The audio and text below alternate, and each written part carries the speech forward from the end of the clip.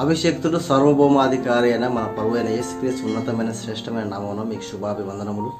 ఈరోజు దేవుని వాగ్దానం అద్భుతమైన శ్రేష్టమైన కార్యక్రమం ప్రేమతో ఆహ్వానిస్తే ఎలా ఉన్నారు దేవుని పిల్లరా? అందరూ బాగున్నారా? యేసుక్రీస్తు ప్రభువారు ఈ లోకమును నిన్ను వెలబెట్టి కొన్నాడు.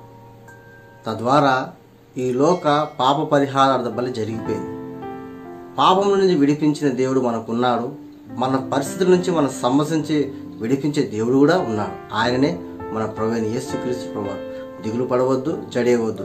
ఈ లోకపరమైన అనేకమైన పోరాటాలకు జవాబే యేసుక్రీస్తు ప్రభువారు.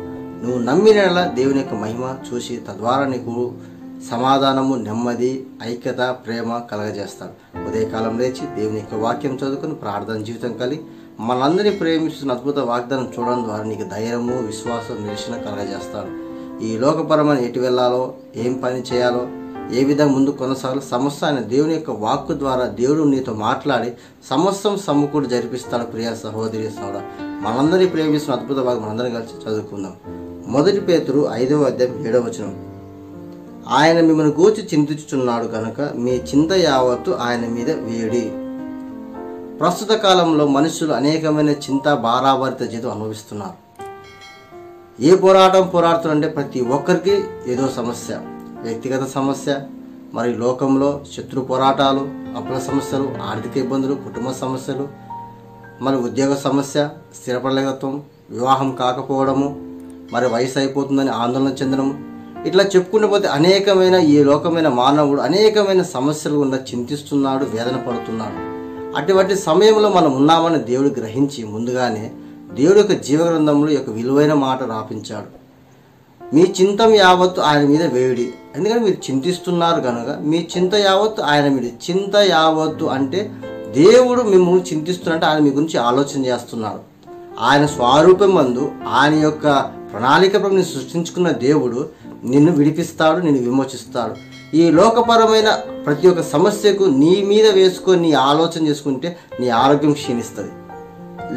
అనవసరమైన వ్యర్థమైన మరి సైడ్ ఎఫెక్ట్స్ రావడం వల్ల నువ్వు బలహీనపడిపోతావు.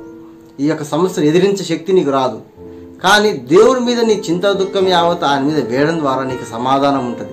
దేవుని యొక్క మాట, దేవుని యొక్క వాక్కు నీ జీవితంలో కార్యం జరిపిస్తారు. ప్రియ సహోదరి సోదరుడా, నువ్వు ఎటువంటి స్థితిలో ఉన్నా, ఏ పోరాడుతున్నా నీ చింత, దుఃఖం యావత్తు ఆయన మీద వేసిన యెడల నిన్ను కాపాడుతాడు. నీ భారం నీ మీద మోసుకున్నంత కాలం అది నీకు భారంగా ఉంటుంది, నీకు వేదనగా ఉంటుంది, భరించలేని మరి విపత్కరమైన శోధనలను అనుభవిస్తావు. కానీ నువ్వు ఏ విషయంలో చింతిస్తున్నావో, ఏ విషయంలో బాధపడుతున్నావో, ఏ సమస్య గురించి అయితే నువ్వు అల్లాడిపోతున్నావో వాటన్నిటి దేని మీద భారం మోపడం వల్ల దేవునికి చెప్పడం ద్వారా నీ జీవితంలో కార్యం చేస్తాడు. తద్వారా నీకు సమాధానము, నెమ్మది, శక్తి, బలము, ఒక మంచి జీవితము, మంచి యొక్క భవిష్యత్తు దేవుడు అనుగ్రహిస్తాడని ఈరోజు వాగ్దానం ఇస్తున్నాడు. ఆయన గురించి మిమ్మల్ని గురించి చింతిస్తున్నాడు. మీ చింత యావత్ ఆయన మీద వేసిన ఈ లోకపరమైన దీవెనలు, ఆశీర్వాదాలు, సమాధానకరంగా జీవించే దినములు నీకు అనుగ్రహిస్తాడు. ప్రియ సహోదరి సోదరుడా, బలహీనపడవద్దు, అధైర్యానికి గురి కావద్దు. దేవుడు ఒకసారి మనకు మాట ఇచ్చాడంటే ఆ మాట నెరవేర్చడానికి సామర్థ్యం కలిగిన వాడు. ఆ మాట నెరవేర్చేంత వరకు నీ విడువడు, మరవడు, ఎడబాయని దేవుడే మన దేవుడు.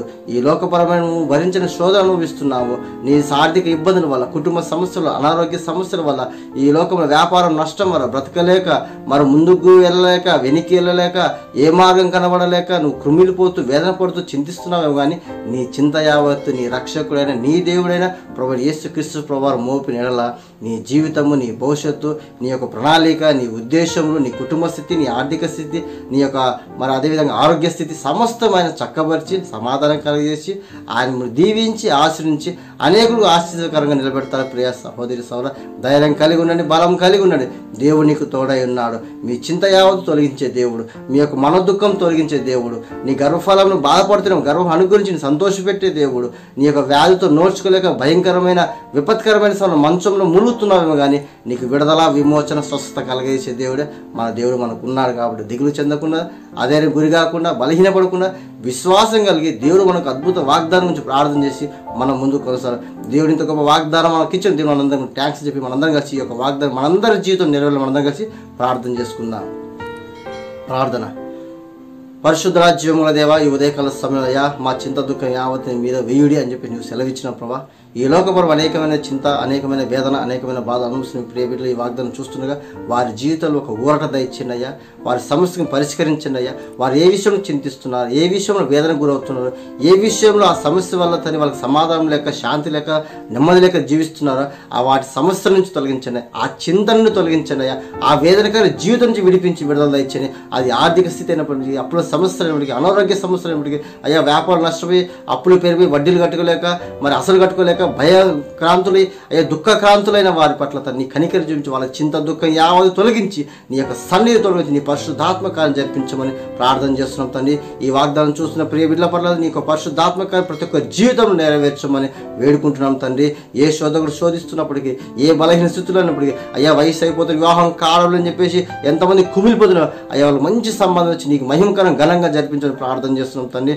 అయ్యా, మళ్ళీ వృద్ధులకు బలమైన శక్తిని దయచేయమని అడుగుతున్నాం. మంచి ఆరోగ్యం దయచేయండి అయ్యా. బలహీనం బలపరచండి అయ్యా. కృంగిన వారిని లేవనెత్తండి అయ్యా. వారి చింత దుఃఖం యావ తొలగించి సంతోషం, సమాధానం, నెమ్మది, స్థిరమైన జీవితం దయచేయమని చేస్తున్నాం, ప్రార్థన చేస్తున్నాం. రక్షణ దయచేయండి. బలహీనం బలపరచండి అయ్యా. ఆత్మీయ పని పెట్టడం తిరిగి లేవనెత్తమని అడుగుతున్నాం తండ్రి. అయ్యా, యొక్క కడవరి మందిని ప్రేమించి స్పాన్సర్ చేసి కుటుంబాన్ని దీవించి ఆశ్రయించమని అడుగుతున్నాం తండ్రి. ఫేస్బుక్లో, యూట్యూబ్లో, ఇన్స్టాగ్రామ్, వాట్సాప్ ప్రతిరోజు చూస్తే వాళ్ళ పిల్లలు నీ యొక్క పరిశుద్ధాత్మ సన్నిధి కుమ్మరించమని అడుగుతున్నాం తండ్రి. వారు ఏ పోరాడుతున్నప్పటికీ, ఏ శ్రమలు ఉన్నప్పటికీ, ఏ చింత దుఃఖం యావత్తున్నప్పటికీ వారు తొలగించి విడుదల, సమాధానం, నెమ్మది దయచేయమని యేసుక్రీస్తు నామమున ప్రార్థించి వేడుకుంటున్నాను తండ్రి. ఆమెన్. ప్రియమైన దేవుని బిడ్డలారా, ఈ యొక్క వాగ్దానం అనేక మంది షేర్ చేయండి, సబ్స్క్రైబ్ చేసుకోండి, బెల్ ఐకాన్ క్లిక్ చేయండి. తద్వారా దేవుని యొక్క మాటలు మీకు త్వరగా అందుతాయి, చూడగలుగుతారు. అనేక మంది షేర్ చేయడం ద్వారా దేవుడు వారి జీవితంతో మాట్లాడి వాళ్ళ కుటుంబాన్ని కడతారు, వాళ్ళ స్థితిగతులు మారుస్తారు, వాళ్ళని దీవించి ఆశ్రయించి వారికి ఒక ఉన్నతమైన భవిష్యత్తు అనుగిస్తారు. తద్వారా నువ్వు పంపడం ద్వారా నీవు, నీ కుటుంబం నిత్యము ఆశీర్వాదకరంగా దేవుడు మారుస్తాడు. ప్రియా సహోదరి సోదరా, ఈ కడవరి మందిరం గురించి ప్రార్థన చేయండి. ఇంకా పరిచయం విస్తరించాలని, ఇంకా బలమైన పరిచయం జరగాలని మీరు కడవరి మీ వ్యక్తిగత ప్రార్థనలు జ్ఞాపకం చేసుకొని, నా నిమిత్తమే కుటుంబ కడవరి మంది నుంచి జ్ఞాపకం చేసుకొని ప్రార్థించాలని కోరుచు, ఈ యొక్క కడవరిని ప్రేమించి స్పాన్సర్ చేసి ప్రతి ఒక్కరి కుటుంబాన్ని దేవుడు దీవించి ఆశీర్వదించుగాక. మీ అందరికీ ప్రభు యేసుక్రీస్తు నామమున శుభాభివందనములు.